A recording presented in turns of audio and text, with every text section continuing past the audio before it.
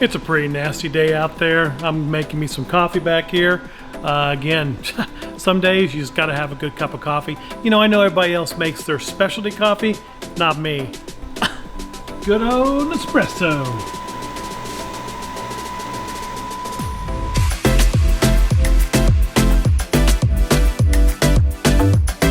So hey everyone, it's Mike McCurdy. I'm back, and today I want to do something a little bit different.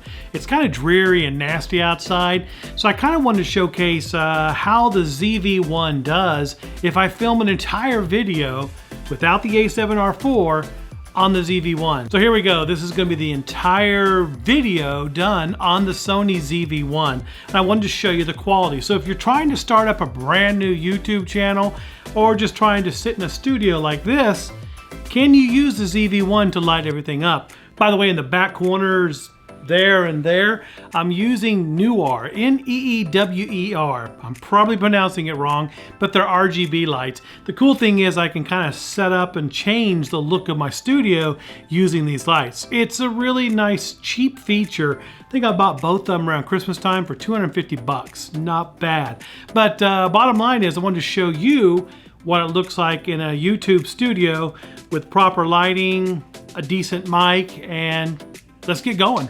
So yeah, many of you have asked me, hey Mike, can we actually use the ZV-1 in a studio setup kind of like yours, and what's the quality to actually do an entire video on the ZV-1? Here you go. Simply because the ZV-1, as you can see, is taking fantastic footage, one thing you can do for yourself is up your sound game.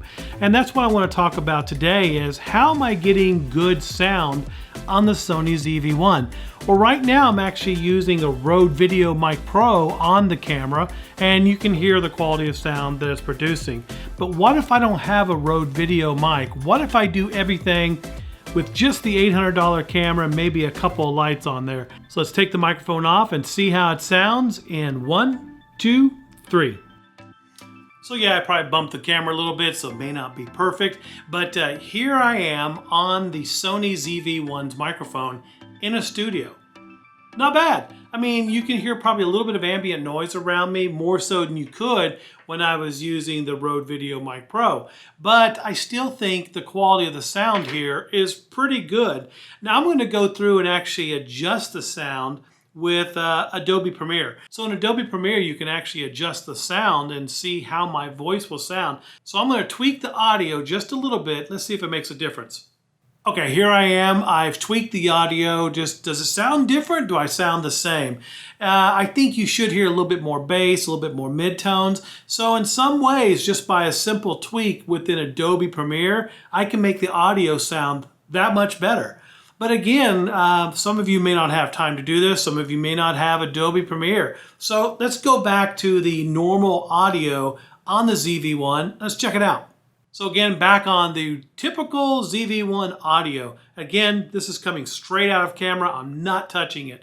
So here you go. This is a great example of what you can do with the Sony ZV-1 in a YouTube studio such as this. And again, I think I probably have everything set up here for under $1,000 including the camera. My two RGB lights in the corner there. And again, I got a little LED strip on the back of my cabinet here. I mean, all in all, I'm probably under $1,000. Not bad for starting out a YouTube channel. So there you have it. You guys were asking me, hey Mike, how does this sound on here and how's it look?